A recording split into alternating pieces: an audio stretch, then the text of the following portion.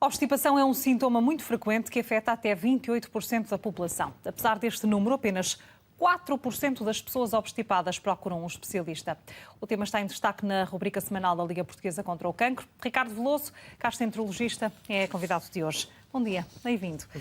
Quando é que uma pessoa pode notar que está obstipada? Muito bom dia e, em primeiro lugar, muito obrigado em nome do Núcleo Regional do Norte da Liga Portuguesa contra o Cancro. Podemos hoje vir falar não de um tema oncológico, mas de um tema que é muito querido, entre aspas, a muitas pessoas.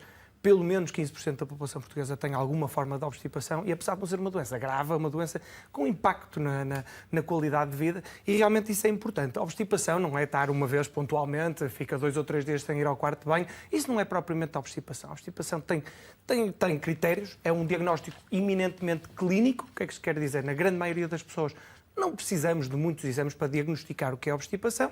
Às vezes podemos precisar de outros exames para perceber se a obstipação está relacionada com outra causa.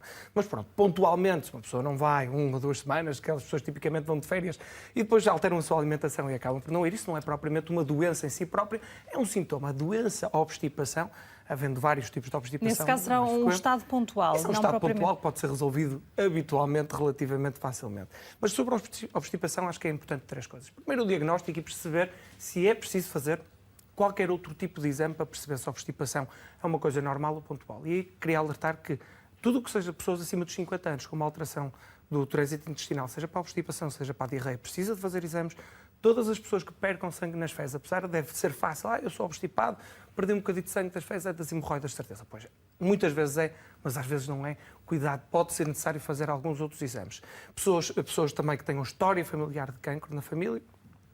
E, claro, qualquer pessoa que, apesar do tratamento inicial para a obstipação, as coisas não melhoram, então, cuidado, pode estar na altura de ter que fazer alguns outros exames. Quando diz que é preciso fazer exames, isso pressupõe uma ida ao médico, mas também, como salientou, muitas pessoas têm algumas alterações pontuais, o caso da ida de férias, alterações das rotinas. Exato. Que afetam a parte intestinal. Ora, em que momento é que a pessoa deve considerar de facto ir ao médico? Exatamente. Qualquer obstipação que seja persistente, e nos nossos critérios nós temos que pelo menos durante meio ano, as pessoas durante 3 meses durante esse ano têm que ter sintomas sugestivos de obstipação.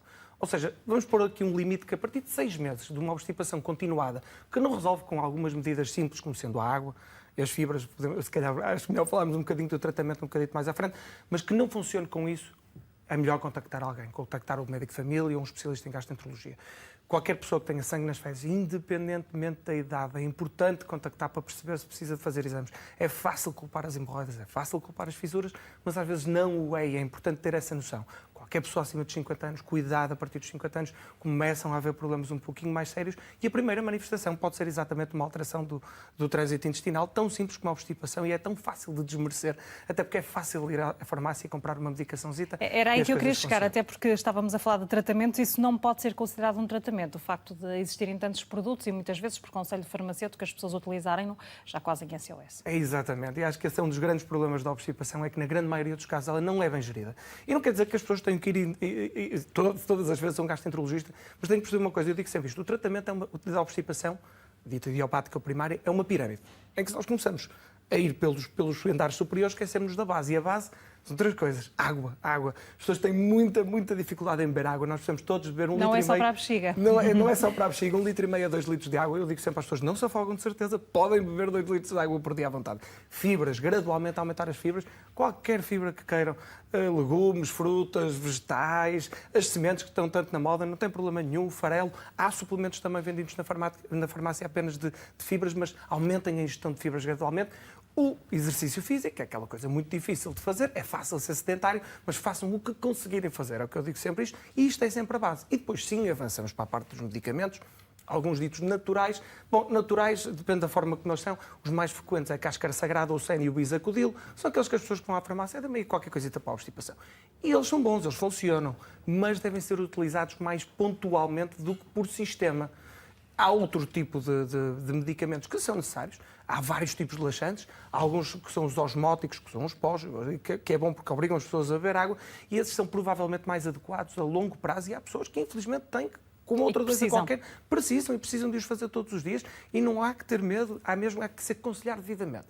Ultimamente tem havido mais alguns medicamentos bons no tratamento da obstipação crónica idiopática, são chamados secretagogos, que é um nome assim um bocadinho complicado. Nós em Portugal temos o linaclotide, que é um bom auxílio, mas é um dos topos da pirâmide, ou seja, não esquecer que temos que começar por baixo. Água, fibras, exercício físico e evitar... Antes de chegar à medicação. Exatamente, evitar o chá e o café, porque eles são diuréticos, ok? Ou seja, deve ser água mesmo, água.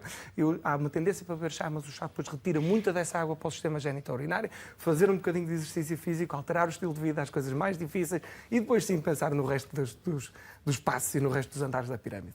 Ricardo Veloso, muito obrigada por ter estado connosco. Muito obrigado. Bom dia.